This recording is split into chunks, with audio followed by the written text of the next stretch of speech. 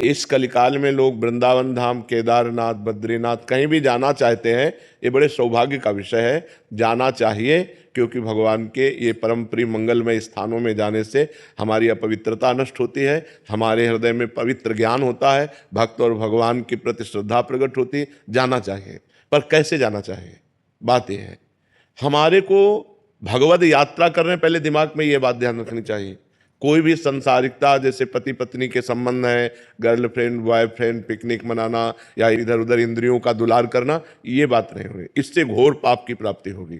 जैसे आप यहाँ कोई संसार में पाप हो जाए और आप वृंदावन धाम आए, केदारनाथ गए, बद्रीनाथ गए, तो आपके पाप नष्ट हो जाएंगे, क्योंकि परम पवित्र स्थान में ऐसी क्षमता है। लेकिन वहाँ पाप कर लिए आप, तो अब त्रिभुवन में कहाँ जाओगे?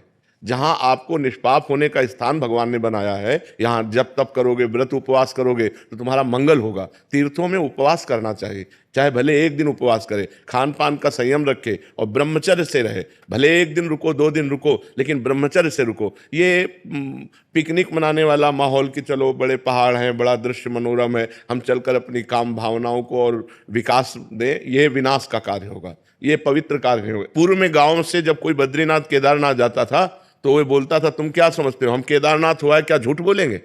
मतलब वो इस बात को साक्षी देते थे कि हम झूठ भी नहीं बोल सकते, क्योंकि हम केदारनाथ हुआ है, हम बद्रीनाथ हुआ है, हम भगवान के दर्शन करके आ गए, तो अब हम झूठ भी नहीं बोल सकते। और आजकल लोग गाड़ियों में जाते हैं, होटल बुक करते हैं और गंदी बातें करते हैं, सो ठीक नहीं है। जाना तो ठीक है, लेकिन ऐसे जाना ठीक नहीं कि पिकनिक मनोरंजन अपने मनाने के लिए आप वहां जाओ, तो घोर पाप हो जाएगा और उसका निस्तरण नरक में ही होगा, फिर नरक भोगना पड़ेगा। इसलिए ऐसे लोग तो जाएं मत। जिनको विलासिता करनी है वो लोग जाएं, जो तप करना चाहते हैं, जो भजन करना चाहते हैं, जो उपवास करके अपने पापों का नाश करके भगवान के प्रति बढ़ना चाहते हैं, उनको जाना चाहिए। और ये जो लोग विलासिता के लिए जाते हैं, हम कहते हैं मत आओ, क्योंकि यहाँ पाप कर लोगे तो कहाँ जाओगे? अब बड़े बड़े होटल बने, होटल बुक किए और बंबई कलकत्ता की जैसी विलासिता करते हैं और पाप करके फिर यहाँ से चले जाते हैं, तो उनको कहाँ सुख शांति प्राप्त होगी? तो हम ये विनय करते हैं सबसे कि जैसे धामों में, तीर्थों में, भगवान के पवित्र स्थानों में जाया जाता, वैसे बनकर जाओ। गंदी बातें करने मत जाओ। गंदी बातें करना है तो अपना घर अच्छा है, क्योंकि जब कभी तुम्हारी सद्भावना बनेगी, चलो केदारनाथ चलते हैं, बद्रीनाथ, तो आप पवित्र हो जाओगे। लेकिन वहाँ यदि पाप किए तो कहाँ पवित्र होगे? दुनिया में कौन सा स्थान है जो इन पवित्र स्थानों में, भगवत धामों में पाप करने के बाद आप पवित्र हो सको? इसलिए ये भीड़ तो हम प्रणाम करते हैं, कम से कम कलयुग में लोग संतों के प्रति या भगवान के, नहीं तो कहा गया मंदिर सुने सुने होंगे, भरी रहेंगी मधुशाला।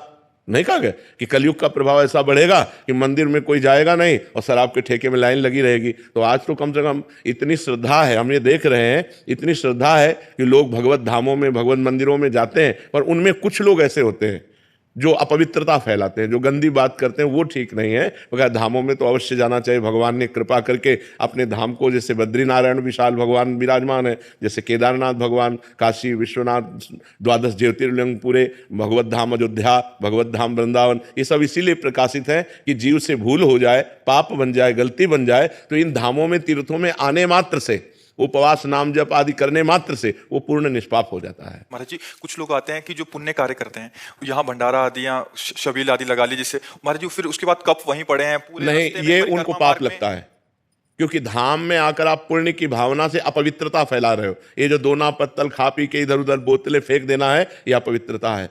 उनको ऐसी व्यवस्था करनी चाहिए कि वो सब चीज़ें एकत्रित करें और एकांत स्थल में जाके आग लगा दें या खोद के गाड़ दें या दूर ऐसा करें, धामों को अपवित्र न करें। अपवित्र करने से अगर वो समझते हैं मैं पुण्य कर रहा हूं, तो वो पाप कर रहे हैं, क्योंकि वो जूठा पत्तल एक भी संत के पैर में लग गया तो सारे पुण्य नष्ट हो जाएंगे।